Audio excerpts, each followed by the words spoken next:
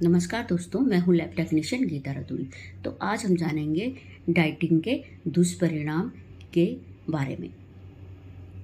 सुंदर दिखना किसकी चाहत नहीं होती है, उम्र से कम दिखना भी किसकी चाहत नहीं होती है, लेकिन इसका मूल यदि हमारा जीवन है तो यह हमारे लिए बड़े दुख की बात है। कुछ लोग क्या करते हैं कि स्वयं ही डाइटिंग करना शुरू कर देते हैं। सुबह जूस पी लेते हैं, दिन में फल खा लेते हैं और फिर मोटे अनाज की रोटियां खाते हैं।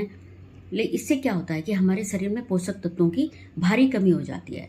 और जब हमारे शरीर में पोषक तत्वों की कमी होती है तो जो हमारे शरीर के हार्मोन हैं वो डिसबैलेंस हो जाते हैं।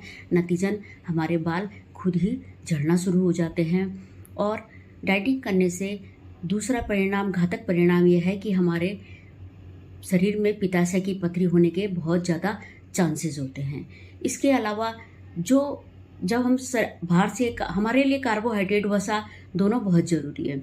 जब हमें बाहर से ऊर्जा नहीं मिल पाती तो हमारा शरीर समझ जाता है कि इस शरीर में कम ऊर्जा है, तो वह ऊर्जा बचाना शुरू कर देता है। और इसका परिणाम होता है कि मेटाबॉलिज्म धीरे हो जाता है। और जब मेटाबॉलिज्म धीरे हो जाता है तो हमारा पाचन खराब हो जाता है और हमें कब्ज की शिकायत भी रहने लग जाती है।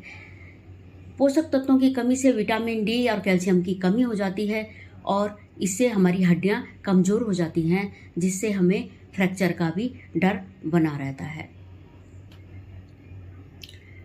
इसके अलावा जब हमारे शरीर में पोषक तत्वों की कमी होती है तो हमें बार बार थकान आनी शुरू हो जाती है, चक्कर आना शुरू हो जाते हैं और शारीरिक रूप से हम कमज़ोर हो जाते हैं, लेकिन हम पतला फिर भी नहीं होते।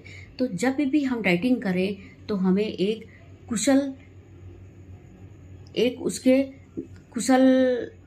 सलाहकार के देख रेख में ही डाइटिंग करनी चाहिए। हमें स्वयं कभी भी नहीं डाइटिंग करनी चाहिए।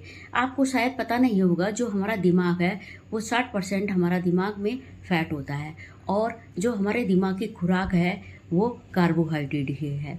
जब हम बाहर से कार्बोहाइड्रेट नहीं लेते हैं तो हमारा दिमाग काम करना बंद कर देता है या कम कर देता है और इसका परिणाम होता है कि अवसाद, चिंता, भय और डिप्रेशन, जितनी भी बीमारियां हैं, अल्जाइमर, सारी की सारी बीमारियां हमें लगना शुरू हो जाती हैं। और कई बार ऐसा होता है कि इसकी रिकवरी करना हमारे लिए बहुत ही मुश्किल हो जाता है।